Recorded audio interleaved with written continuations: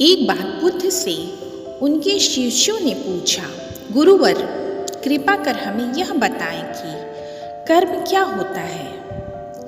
तब बुद्ध ने कहा, कर्म क्या होता है यह समझाने के लिए मैं तुम्हें एक कहानी सुनाता हूँ। इस कहानी के माध्यम से तुम समझ जाओगे कि कर्म क्या होता है। एक राजा घोड़े पर बैठकर अपने राज्य का भ्रमण कर रहा था। चारों तरफ घूमने के बाद वह एक दुकान के सामने जा कर के रुका।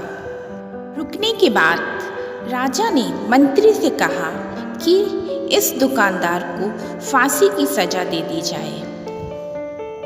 यह बात सुन के वह मंत्री बड़े ही दुविधा में पड़ जाता है कि हमारे राजा तो बड़े दयालु हैं, फिर इस प्रकार इस दुकान वाले को मृत्यु दंड क्यों देने को कहा।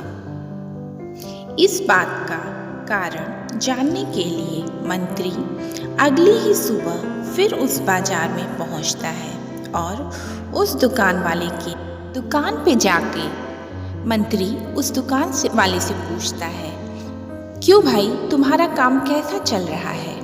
उस पर उस दुकान वाले ने उत्तर दिया कि मेरा तो हाल बहुत खराब है। मंत्री ने पूछा, क्यों भाई, ऐसा क्यों है। तो दुकान वाले ने बड़े दुखी स्वर में कहा, जो भी व्यक्ति आता है चंदन की सुगंध लेता है, उसकी प्रशंसा करता है और चला जाता है, पर कोई खरीदता नहीं है। मैं तो बस प्रतीक्षा कर रहा हूँ कि कब हमारे राजा की मृत्यु हो और मेरी सारी चंदन की लकड़ियाँ बिक जाएं। यह बात सुन के मंत्री को सारी बात समझ में आ गई। उसे समझ में आ गया कि इसके नकारात्मक विचार के कारण ही राजा के विचारों को भी नकारात्मक बना दिया था। वह मंत्री बहुत ही बुद्धिमान था। उसने कहा, मैं आपसे कुछ चंदन की लकड़ियां खरीदना चाहता हूँ। यह बात सुन दुकानदार बहुत प्रसन्न हुआ और शीघ्रता से उसने कुछ चंदन की लकड़ियों को कागज के एक टुकड़े में बांध करके दे दिया।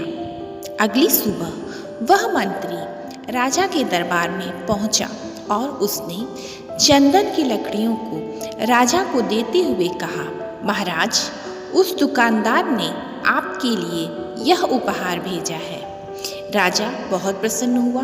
उसने उन लकड़ियों को खोला और उसकी सुगंध से वह बहुत ही प्रसन्न हुए। फिर कुछ देर पश्चात राजा को यह लगने लगा कि उसने उस दुकान वाले के बारे में कितना गलत सोचा था। राजा ने मंत्री से उस दुकानदार को सोने के सिक्के उपहार स्वरूप भिजवा दिए। मंत्री दूसरे दिन फिर उस दुकान पर पहुंचा और राजा का दिया हुआ उपहार उसे दे दिया।